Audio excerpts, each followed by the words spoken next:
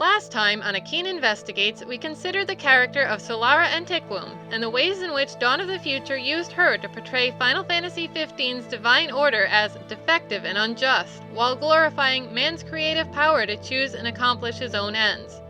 Earlier, we considered the character of Arden as an individual who wished to destroy the order of being.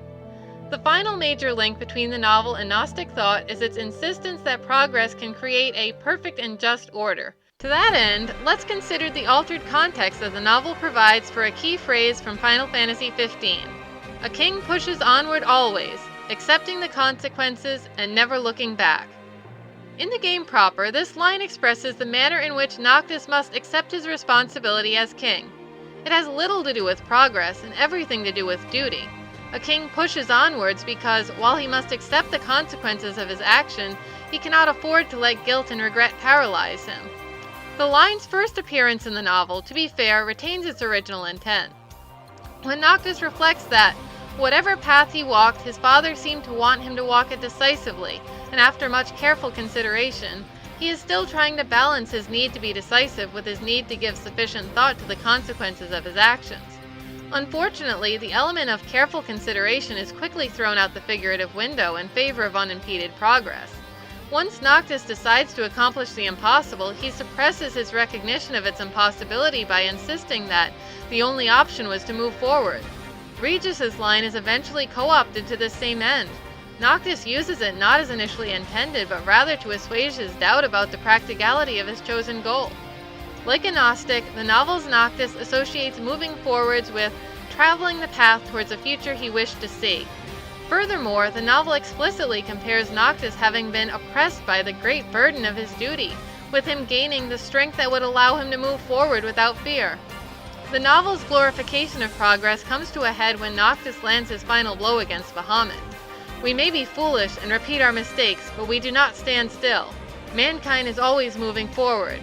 This line is exceptionally foolish. After all, if even repeating the same mistakes constitutes moving forward, how can moving forward possibly have any value? That it's granted the ultimate pride of place regardless shows how deeply embedded the novel's Gnostic mindset truly is. This fault is shared most fully by one variant of Gnosticism. As described by Vogelin, the teleological form of Gnosticism emphasizes forward movement, the movement towards a goal of perfection in this world, while remaining less concerned with the goal itself, which need not be understood very precisely. And, much like teleological Gnosticism, the novel must construct a world picture from which those essential features of the constitution of being that would make the program appear hopeless and foolish have been eliminated, in order to make its impossible attempt to create a new world appear possible. Finally, a repeated turn of phrase featured in Dawn of the Future provides an interesting linguistic connection with Gnostic thought. This phrase is expressed most vividly when Luna as narrator speaks of this new world into which she'd been thrust so bewilderingly. But it appears 3 further times, from either her or Arden's perspective. Vogelin quotes a number of Gnostic works that express much the same thought. Who has cast me into the suffering of this world? Who conveyed me into the evil darkness? Deliver us from the darkness of the world into which we are flung. The wretched soul has strayed into a labyrinth of torment and wanders around without a way out. This concept, per Vogelin, is near the heart of Gnosticism, both ancient and modern. The ancient Clement of Alexandria described Gnosis as the knowledge of who we were and what we became, of where we were and whereinto we have been flung, while the modern Heidegger described the flungness of human existence. It is at the very least curious that Dawn of the Future should light upon such a similar way of describing its own world state of affairs. Given the extended nature of this series of videos, it is fitting to conclude with a summary of the ways Dawn of the Future reflects Vogelin's description of Gnosticism. By vindicating Arden's desire to slay the gods of his world, the novel demonstrates a Gnostic attitude towards the destruction of the existing order of being.